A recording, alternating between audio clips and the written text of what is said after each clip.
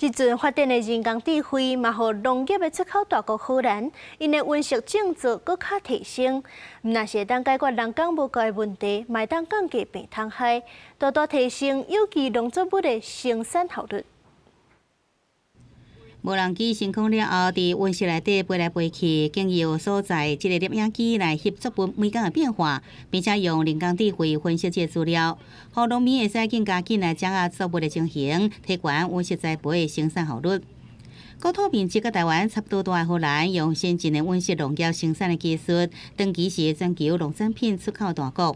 机器需要真侪认得甲经验，才法度甲病虫害检查甲看出来工作，就用人工智慧来代替。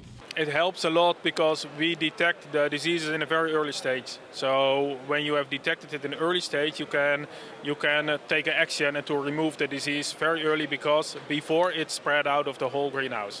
这间荷兰公司本来只想要甲房间内底蚊仔赶走，互人去口困的。不过，真拄好机会之下进入温室生产领域，经由人工智慧分析图像，协助全球客户用生物防治的方法，增高效率来生产有机的农产品。This is our POT-C monitoring system. That system is keeping an eye on the airspace of the greenhouse in the night. So anything that flies through the view, we see, and we start to determine what insect are we looking at.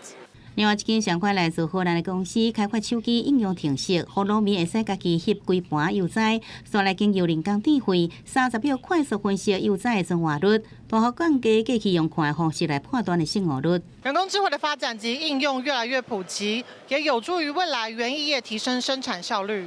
公司国际记者荷兰阿姆斯特丹报道。